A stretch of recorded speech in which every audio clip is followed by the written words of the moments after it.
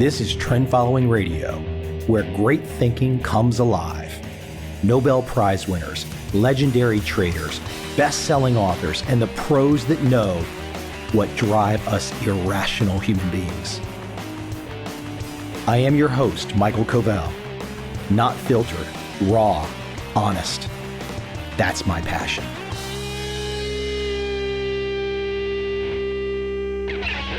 One of those great entrepreneurial stories on the podcast today. I'm so lucky that I get the chance to hear from the people that did it, the people that lived it, the people that made it happen. My guest today is Uri Levine. He started a company called Waze, something that has a little bit to do with avoiding traffic, sold it to Google for $1 billion plus a decade ago, and has gone on to create other companies that have sold for $1 billion plus. If you are an entrepreneur, if you have any entrepreneurial thinking in you, this is one of those conversations, one of those chances to find a nugget, to find a morsel from someone who's been there and done it and had great success. Uri's book, one you should check out, Fall in Love with the Problem, Not the Solution. Without any further delay from me, let's jump right into my conversation today with Uri Levine. I hope you enjoy.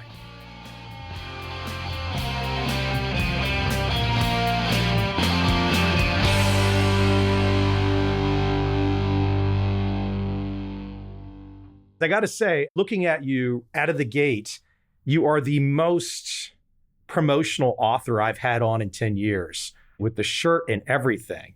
I cannot forget. This shirt is way before I started the book. I decided to call the book based on this shirt because this is one of my key messages that I always deliver. And now when people see me say, okay, you actually have a t-shirt in order to promote the book, it's actually that way around. The t-shirt was there first. Let me share a fun story with you out of the gate related to your foreword. It was about 4 or 5 years ago, and I was leaving Saigon on a red-eye flight. My parents were visiting. I was at the lounge at midnight with my parents, and a guy tapped me on the shoulder, and he said, "Hey, can I use your power outlet? Can I split it with you?" And he was right behind me, inches away, and I looked at him and I said, "Sure, as long as you give me a selfie." It was the author of your foreword, Steve Wozniak. Now, nobody else in this business class lounge knew who he was. My father's looking at me going, "Why are you taking this picture with this crazy looking guy?" I'll share my story with Woz. By the way, when he wrote the foreword, and then we used that on the front of the book, people told me you should say that he's the co-founder of Apple. And I asked them, "Do you mean to tell me that there is someone on the planet that doesn't know that?" And he told me there are a lot of people that don't know that. Unfortunately. Definitely, unfortunately. Not that we're going to take anything from the geniusity of Steve Jobs, but definitely it was the two of them. Yeah, it was a team, for sure. I'm going to take you around a lot of different territory today in my limited time with you. But I want to go to early life trigger, perhaps the moment, and maybe it's several moments, but the moment you knew, I'm in a space where I can do well. An early mentor or a trigger or something happened long before the big headline businesses that came in the last handful of years. One of those early foundational moments that really changed you. I think that by far the most significant impact was my dad. He died some 15 years ago, but when I was young, he would encourage me to try different things. If I would come to him with a crazy idea, he would say, "Why don't you give it a try?" There was no judgment and there was no failure. And every time that I tried something and it didn't work, he actually encouraged me to try it again, or try something else again. Yeah, knowing that failing is actually a good thing. Every time that you fail and get up, the getting up empowers you more. The fear of the failure makes entrepreneurs essential. Because an entrepreneur will be someone that have lower fear of failure. No doubt that if you're going to go into this journey, you will fail multiple times. The lower fear of failure was really strong part of my personality. I'm willing to try new things. And I'm basically saying, okay, let's give it a try and see what's going to happen. The worst case is that we're going to be back to square one. How early was your father sharing that wisdom with you? Elementary school. And throughout growing up, elementary school, middle school, high school, military service, university, first job, second job. Did you ever figure out how he came to have the wisdom? I think it was pretty much for him the same. What we need to remember is that he was born in 1932, before the war that was in Israel and before the establishment of Israel as a state. And during this period of time, at the end of the day, in order to survive, you had to try new things, right? And so the survivorship turns out to be pretty powerful for both of my parents. I took away from that less fear of failure and the experimental point of view and willing to try new things, not taking anything for granted, because if I would come with a question, he would basically tell me, why don't you go and figure out? This was a very significant part, and there was no judgment, which is very powerful as well, right? So if you come back from school with an F, which did happen occasionally, then there was no judgment. And in general, if occasionally he would ask me, what are your plans to get on this particular exam? I would say my plans, and he would say, okay. And after that, he would ask me, are you pleased with that? And if I would say no, then he'd say, okay, so what is it that you need to do in order the next time is going to be different? But there was no judgment, which really empowers people. I don't think it's something that a lot of young people get the chance to experience, because I'm not saying your father said this exactly, but in a way he's telling his son, hey, it's okay to be a scientist. It's okay to be a skeptic. It's okay to experiment. That's all encompassed in failure. There's failure everywhere, but that's okay because you're going to tell us across this conversation how much you learned from failure. That's the whole thing. It's the feedback loop. Exactly. So there are two things. Number one, you learn. Number two, it empowers you because you fail and you get up and you realize that there was no harm with failure. You're not afraid of the next one. And you basically tell yourself, okay, if you're going to fail again, then I'm going to get up again. That's it. Building a startup is a long roller coaster journey of failures. There are three elements: roller coaster with ups and downs and ups and downs. And look, if you'll tell me that all the businesses in the world have ups and downs, I would agree. But the frequency of those building a startup are dramatically higher. And it's a long journey because it takes time. Or it takes time for startups to figure out product market fit and then to figure out business model and growth and so forth. So it's a long journey. Hold on one second. The most important part that this is a journey of failures. So we are trying to build something that no one did before. And we really would like to think that we know exactly what we are doing. So we go into the first experiments with a conviction that this is it. Occasionally it's not. Actually, in most cases, it's not. So you try something else and you keep on trying different things. Once you realize that this is a journey of failures, then there are two derivatives of that are critical. So the first one is that if you're afraid to fail, then in reality, you already failed because you are not going to try. Albert Einstein used to say that if you haven't failed, that because you haven't tried anything new before. If you're going to try new things, you will fail. And we can easily take it to very successful sports people. Michael Jordan said, I failed over and over and over again in my life, and that would make me successful. Wayne Gretzky, I'm going to miss 100% of the shots that I don't take. This is clear. But the most important part is that if you realize that this is going to be a journey of failures, then you need to fail fast, because this is how you increase the likelihood of being successful. You simply have enough time to make another attempt and another experiment and another attempt and by having more of those, you increase the likelihood of being successful. As simple as that. If you don't realize that, there is a whole chapter that basically speaks about journey of failures and the journey itself, and realizing that if you don't fail fast, you essentially not going to be fast enough. Occasionally, I tell people, look, the biggest enemy of good enough is perfect. You don't need to be perfect in order to win the market. You need to be good enough. This is really dramatic, right? Because the best way to become perfect is actually starting with something that is not good enough, getting feedbacks from the users, improving, and doing these cycles over and over and over again until you become good enough. And you keep on doing that until you become nearly perfect. And this is how you win. Let me keep it at the word entrepreneur for a second, because there's no way that you can hide that you are an entrepreneur. It's impossible. Even me, I've not worked for anybody since the age of 19, but I can see on your face and your actions and how you talk, you are an entrepreneur. Can you contrast in this modern age, and I'm going to get you to talk about something topical in a moment, but in this modern age where you hear about big corporations talking about jobs, you hear governments talking about jobs, just jobs, jobs, jobs. You're already giving my audience a little bit of that self-sufficiency, hey, go out and try, give it a shot attitude. How do you contrast these two mindsets, this entrepreneurial mindset versus the mindset that the vast majority of people do end up going, which is less failure and less risk-taking, which is someone, I'd like to work for you, I'd like to have a job, not you necessarily, but anybody. How do you contrast those two mindsets? You don't, right? There are people like that and there are people like that. At the end of the day, if you look at the personality of an entrepreneur and you look back into school days, they were troublemakers. They still are. They don't take anything for granted. They will challenge everything and they will be kicked out of school multiple times. If you're not a troublemaker, if you haven't been a troublemaker in your whole life, most likely you're not going to go into this alley, into this journey of building a startup. Because at the end of the day, you're not an entrepreneur. And it's not in your blood. And it's going to make you extra efforts to make that leap of faith and going into the area of uncertainty.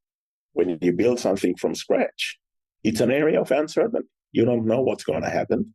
And you trust yourself that you will figure that out. Now, in many cases, I would tell people, look, what you really need to do in your journey is understand what's your North Star, what's your mission, where you're going, and then what's the next step? And anything in between, you don't need to know, because essentially the next step is climbing a mountain. Once you will be on top of that mountain, then you'll figure out what's the next step. What is the next mountain that you need to climb on? What is the valley that you need to go through and so forth? Until you are there, you don't know and you don't care. And this is really a matter of living in an uncertain environment or uncertain state of mind, that you essentially saying, I accept that. I realize that this is the case and it's okay not to know. And I don't need to know. What I do need is to move fast. You used the expression, not in the blood. I'm wondering, do you advise people to become troublemakers, or can they be taught to become troublemakers? Or is this in the blood to some degree? That it's just the skeptical kid at 7 years old that's raising his hand and asking questions nonstop, that's making the teacher go crazy. Is that in the blood, or can young people be trained and taught to be more of a troublemaker? I don't know. It's not for everyone. It's a roller coaster journey. If you don't like extreme sports, then maybe it's not for you. If you don't like roller coaster rides, then roller coaster is not necessarily for you. There will be ups and downs multiple times a day. In that sense, I would say, look, entrepreneurs will go into the gap between their passion to change the world and the fear of an alternative cost. If you lower fear of failure, then obviously you create a bigger gap. And in the bigger gap, there will be more entrepreneurs. If the alternative cost is really high, then there will be obviously less. I don't see a lawyer running a firm, making a couple of $1 million a year, basically giving up on that. I don't see that happens. It's less likely. Therefore, in many cases, the best time is just after you graduate, because then you still have nothing to lose in terms of the alternative cost, or maybe even before you graduate. Let's get to your t-shirt, because I think that's a good place as we really jump into the heart of the matter, falling in love with the problem, not the solution. In my mind, it's a little bit similar to process versus outcome. You've got to go through the process. You can't just necessarily fixate only on the outcome. Speak to that when you first either came up with it or heard it, and some of the deeper meaning for you behind it. Essentially, I think that I came up with that. I was doing an interview and I spoke about the importance of focusing on the problem and understanding the problem and understanding the users, and only then building the solution. The other person told me, so essentially what you're saying is fall in love with the problem. And I said, exactly. I was not the first one to quote that, but I heard that as a reflection of what I was just saying. And then for a second, I would say, look, when you really want to go into this journey, then start with a problem. Think of a problem, a big problem, something that the world will become a better place if you solve that. And then ask yourself, so who has this problem? If you happen to be the only person on the planet with this problem, then I would say go to a shrink. It's much cheaper than building a startup and faster. But if a lot of people actually have this problem, what you really want to do next is go and speak with those people and understand their perception of the problem. And only then go and build a solution. If your solution works and you follow this path, it's guaranteed that you're creating value. If you start with the solution, you might be building something that no one cares, and that's really frustrating. But there is way more into it. Just imagine that you go and describe a problem to people, and they tell you, yeah, I have this problem, or can you solve that for me? Or let me tell you my version of the problem. Right? It actually empowers you, triggers you to fall in love with that problem and to think that you actually was just assigned a mission by those people that you spoke with to go and solve that for them. And this is critical part. Way before your qualification, what you really need to understand is whether or not this problem is real for people. This problem is perceived to be real for people. But this phase, and this is really important, when you fall in love with the problem, then the problem serves as the North Star for your journey. That is going to be the beacon that you always look at. That is going to keep you focused. That is the one that is going to keep you away from trying to pivoting when it's not needed. Essentially, shorten the journey duration to get to success. And there is something else into that, which is makes your story way easier to be told, right? If we will be here in 2007, and I will tell you I'm going to build an AI crowdsource-based navigation system, then you don't really care. But if I'm going to tell you I'm going to help you to avoid traffic jams in Saigon, then you do care. That's the beauty of telling a story that is focused on the problem. It's easier to create the engagement and the emotional engagement with the audience, regardless who the audience is, whether or not these are investors or these are your target audience or your customers or partners or whatever. Three major parts into that. You validate it faster. It remains the North Star, or it keeps you focused, and the story is easier to be told. I think one of the great things about being an entrepreneur, and I can think of my smaller scale successes compared to some of your historic successes, but the expression that you're going to often hear from people, that won't work. Some variation of "you're crazy." How many times have you heard that in your life? You can't even count anymore. I occasionally compare building a startup exactly like falling in love. There are many ideas that you think of, and eventually there is one idea that you tell yourself, this is what I'm going to work on. Or you go to many dates, and eventually there is one that you tell yourself, she is the one. Now, at the beginning, you only want to spend time with your date. You don't care about the rest of the day. You only spend time with your venture. You think about it from multiple perspectives. This is the problem. This is how the solution is going to look like. This is tomorrow morning. This is my team. This is end game, and so forth, until you feel confident enough. Then you go and tell your friends, and they will tell you this will never work. This is the first reaction. And these are the nice guys. The lesser nicer guys, they will tell you this is the stupidest idea that I ever heard. You take your date for the first time to meet your friends, and they're saying, she's not for you. This is where you disengage from your friends. So in my book, one of the endorsers is Mark Randolph. And Mark Randolph is founder of Netflix. He wrote a book, This Will Never Work. Because he probably heard that as many times as I did. And essentially, I would say, look, all the entrepreneurs in the world heard this will never work so many times. You take that to multiple perspectives. At the beginning, you think that maybe you're wrong. But after a while, you realize that, okay, they don't get it. And then you understand that you need to tell it differently. And eventually, you realize that you have been incubating this idea in your mind for a long while. And you got feedbacks from multiple users, and you are in love with the problem. And now you drop that problem on someone that this is the first time that they're hearing that. And most people are going to push back any new idea, any change, anything that is not in the current thought process that they have. So the feedback is actually very normal. That's what I would expect people to tell me, this will never work. I don't think that word love, the way you just used it in talking about a problem, moving down an entrepreneurial path, that's not what you're typically going to hear from in assorted business schools and MBA programs, not framed like you just did, I don't think. Maybe I'm wrong. You look at all the entrepreneurs in their start because of a very strong emotional feeling that they have. They either run into something that they really like or run into something that they really hate. And that was the trigger for them. For me, usually it's frustration. But in general, I would say you need to have a very strong emotional engagement at the beginning in order to go into this journey. And in fact, you need to be in love in that order of magnitude to go into this journey because it's going to be a very long journey and very hard journey.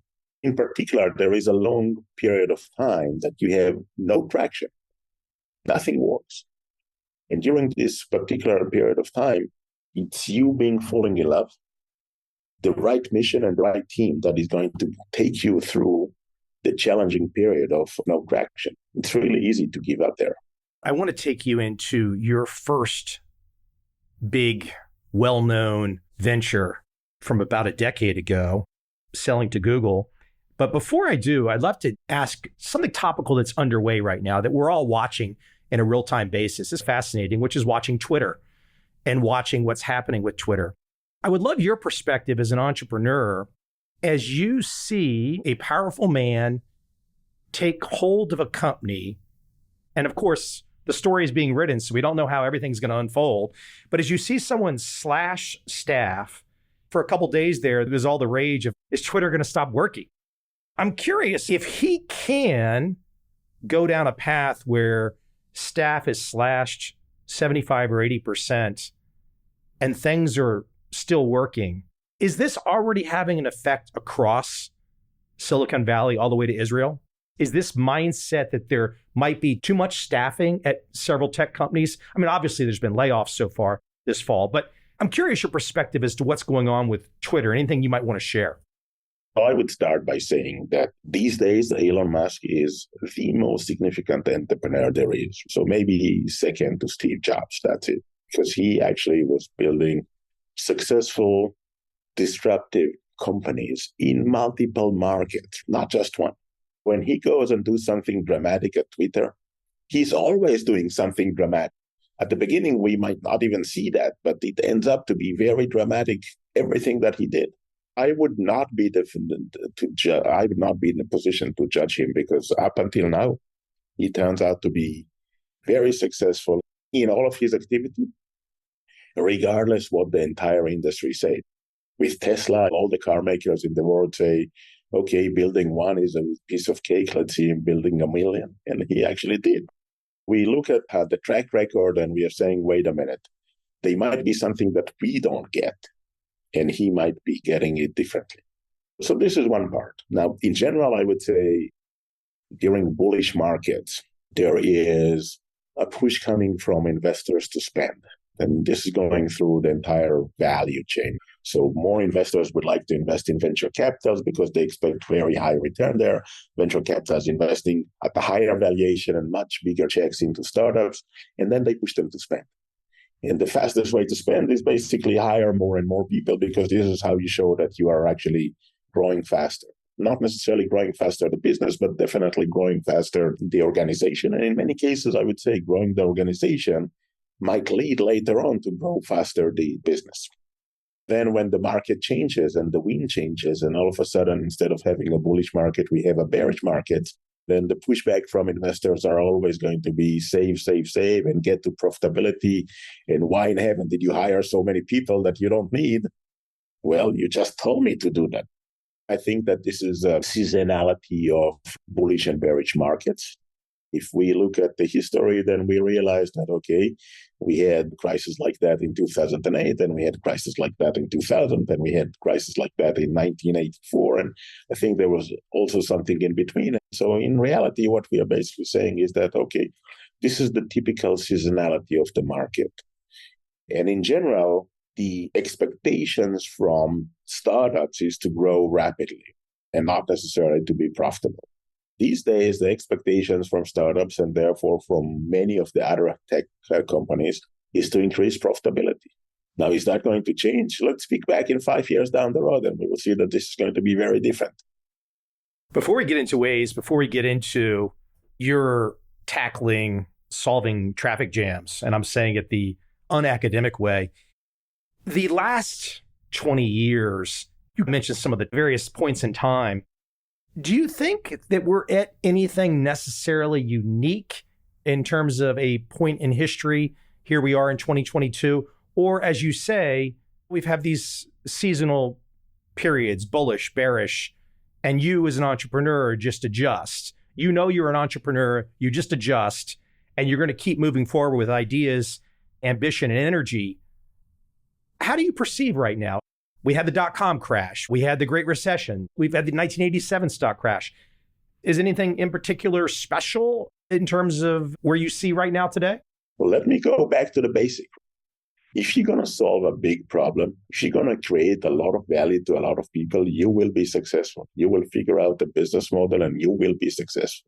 Creating value by solving problems, make it simpler, right? Because problems are there. The good news is that there are enough problems. The bad news is that there are enough problems. If you solve a problem, then obviously you are going to be successful. If you're trying to create something that does not solve a problem, but you're now trying to figure out what is the problem that this is going to work for, then the dot-com crashes or the current crash or the 2008 recession or whatever it is likely to kill you because you are not creating value. Solving a problem equal to create value. As a follow-up to that, before I let you explain identifying this traffic jam problem and walking us through the process and the firsthand experience, the idea creation, can I ask what makes you get up every day still? You don't have to do this. You don't have to talk to me. You don't have to write a book. You don't have to keep sharing with other people. So what is driving you? Fulfilling my destiny. As simple as that. My destiny is about value creation. And I actually have two very strong personalities. One of them that you have identified on the first 2 minutes of the talk. I'm an entrepreneur. That's it. No doubt, if you need to have a definition in the dictionary of what entrepreneur is, you can put a picture of me, and that's a good definition. But I'm also a teacher. And I feel equally rewarded when I build stuff myself or when I guide someone to do that. After Waze, all of my startups, I'm not serving at an executive role, but more of a mentor to the CEO and guiding the CEO and helping them, and obviously investing and being on the board and doing whatever it takes in order to increase their likelihood of being successful. Writing the book is part of fulfilling my destiny of creating value. At the end of the day, if someone is going to read the book and take one thing out of that, and that one thing is going to increase their likelihood of being successful, that one thing is going to change their behavior, their actions, and as a result, going to make them more successful, I'm happy. I fulfill my destiny. As I've been setting this up for a few minutes here, give people the real life example of a company that you ultimately ended up selling to Google. And of course, people are going to have to check out the book and read all the fine print. But ultimately, an entrepreneur starts with an idea. You see some kind of a problem. Explain the genesis of what became this great idea that became a cool company that became selling to Google. Explain the genesis of that. There were actually two parts of them. They happened concurrently, not knowing of each other. And one on my side and the other one is Ehud Shabtai, the CTO of the other side. And we only met in 2007, but each of us actually faced a different challenge in 2006. And mine was easy. I was traveling up north in Israel, and Israel is a very small place. It's about the size of Massachusetts and about the same populations. And when you travel to the mountains, there were actually two roads that you can drive back. And we were 10 families there and 10 cars there, different family members. And when it was time to go back to Tel Aviv, we were the last one to leave. And I actually thought that maybe I should be calling up those that left earlier to ask them what is traffic like. And I called them, and those that were on one route told me this is a nightmare traffic jam. And those that were on the other one told me it's actually pretty okay here. And I realized that the only thing that I need is someone ahead of me on the road to tell me what's going on. And this becomes the essence of Waze, is that we, the drivers, are crowdsourcing everything. Now, this is way more complex than you think about it, because when you start to think about this idea, then you say, okay, I need a lot of users because otherwise I don't have traffic everywhere. There is a chicken and egg or a critical mass challenge here.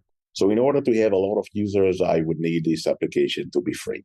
But here is another challenge. If you wanted to have map data available for you, then map data at the time was extremely expensive to license. The business model where you're going to license something for a very high price and give it away for free, this doesn't work. Therefore, and this is where Ehud came, he actually figured out to crowdsource the map data. So we, the drivers, are creating everything that is being used by the application, not just traffic information and speed maps and so forth, but the map itself. And obviously, at the beginning, the map is incomplete, and it takes a little while for the map to become fairly complete.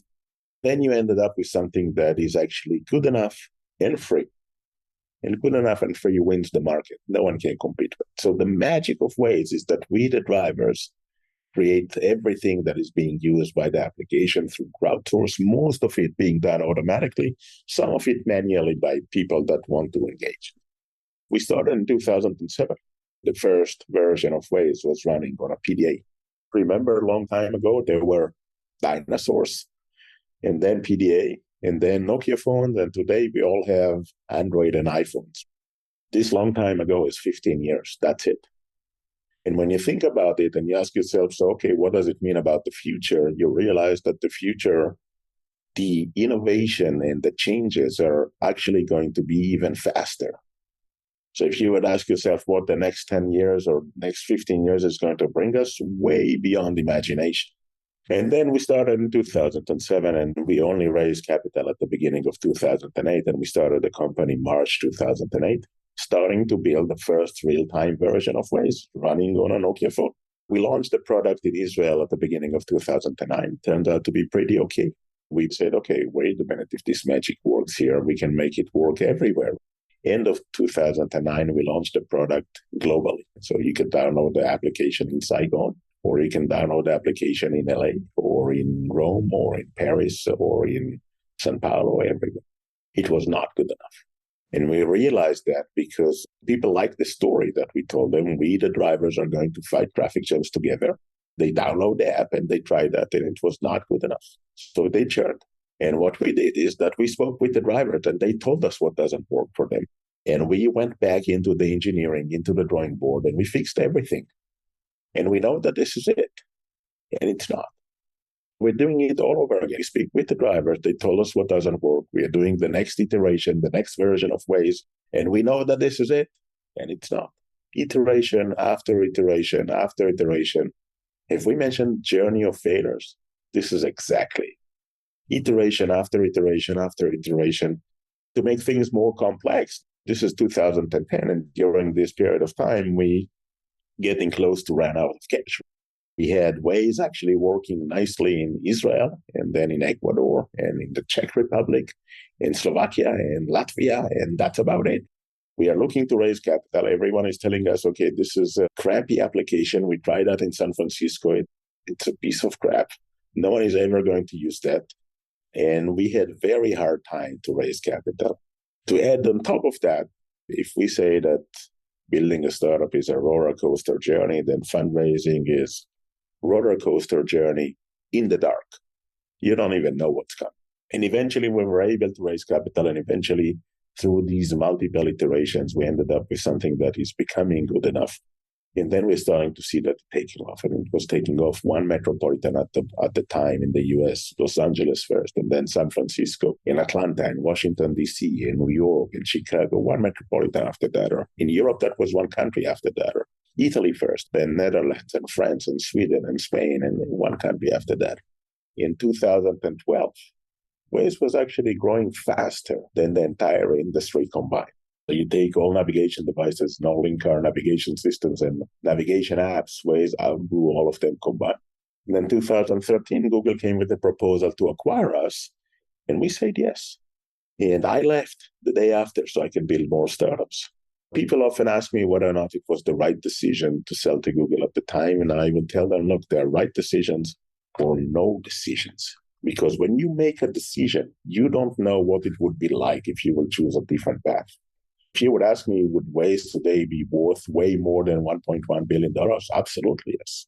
But whether or not Waze would become what it is without that acquisition back then, that we don't know.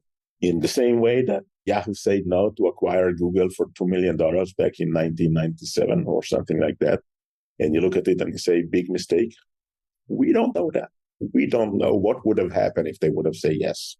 That's a great perspective you outline in the book, though, because it is something I think sometimes in headlines, we all try to go back in the time machine and do things, and that's not how it works. When I was young, one day I came to my dad and said, I have two alternatives here, two paths that I can choose, and I don't know which one.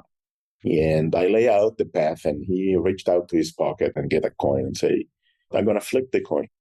And before the coin drops, you're going to make the call. In most cases, we do know what is the right decisions. We're looking for confirmation. The coin will drop, and that is going to be your confirmation. That's it. There are right decisions or no decisions. And this is something that we need to remember, is that you go into negotiation and you say, I'm going to tell them half price or I'm going to walk away. And you tell them half price and they don't bite and you walk away. Then you grab your head and say, I shouldn't have done that. You don't know what would have happened if you would have done something else. You don't know that. And because of that, there are right decisions or no decisions. This is something that is really, really important to remember. One of my chapters in my book, it's called Firing and Hiring. And when I sent the book proposal to different publishers, they told me, no, this should be hiring and firing. And I said, no, it should be firing and hiring. Firing is a hard decision. Hiring is an easy decision. Hard decisions are hard. And this chapter is based on my experience with many startups, many companies, but in particular, many entrepreneurs. I spoke with many entrepreneurs that their startup failed and asked them why, what happened. About half said the team was not right. And I kept on digging, okay, what do you mean the team was not right? And so they said, we had this guy not good enough. So not good enough was one reason that I heard quite often. Another reason that I heard less often, but still often, is that we had communication issues, something that I actually called ego management issue. Then I asked them the most interesting question: when did you know that the team is not right? All of them told me within the first month. There was one guy that told me before we even started. Then he said, wait a minute.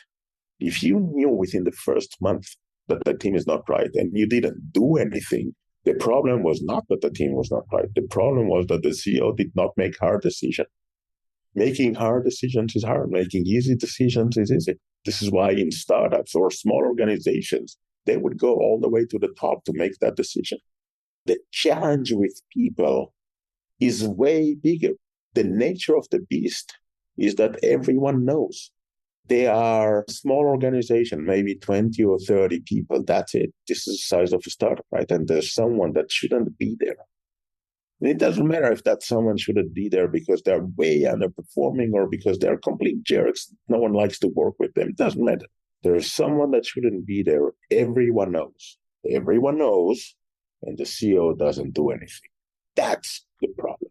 One of the most significant conclusions for that firing and hiring chapters is that every time that you hire someone new, mark your calendar for 30 days down the road and ask yourself one question.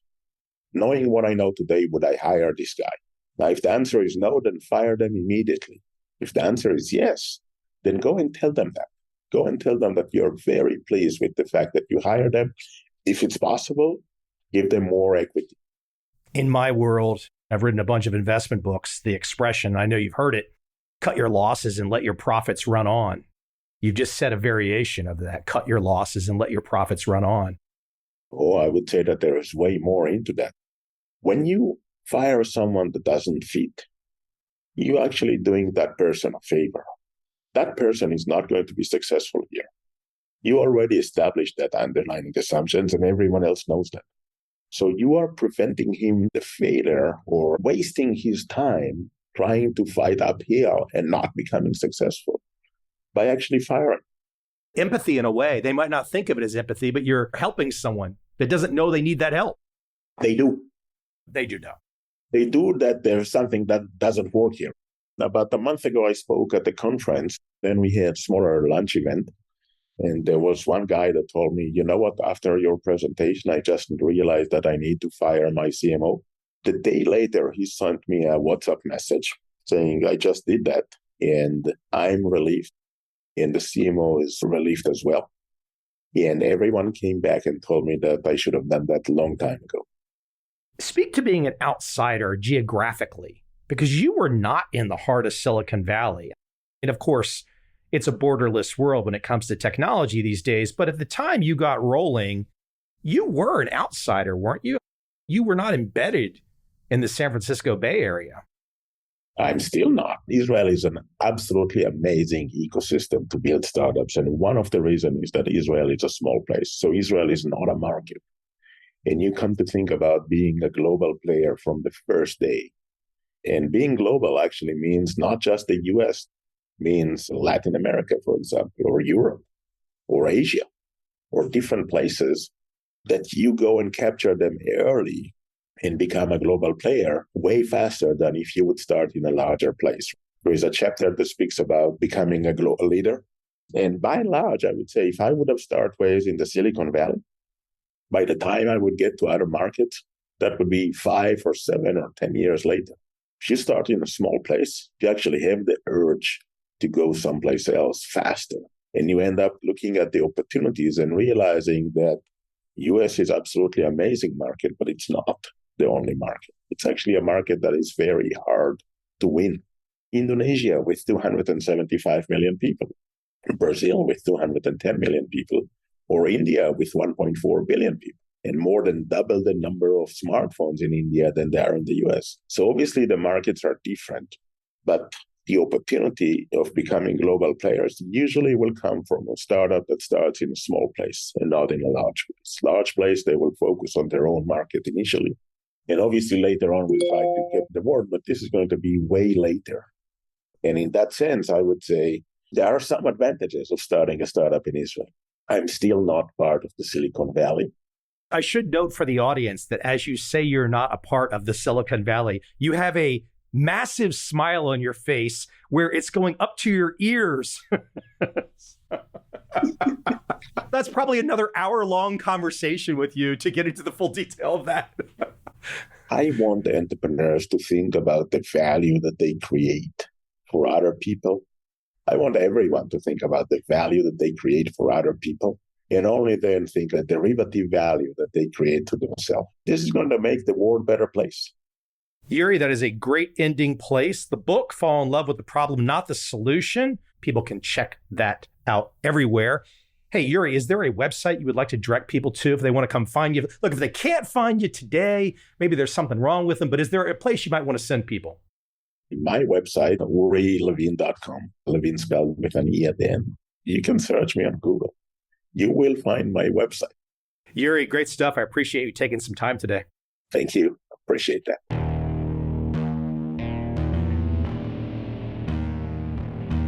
I see a time when those awake will understand how to make money in up, down, and surprise markets. Whether new trader or experienced, college student or financial advisor, protecting against a crash or just trying to make a lot of money, trend following offers everyone an answer in uncertain times. To get started immediately, send me an email, michael@covel.com. I will send you the right trend following steps to take along with my free video. But if you want to buy and hold, trust the government and trust Wall Street, this is absolutely not for you.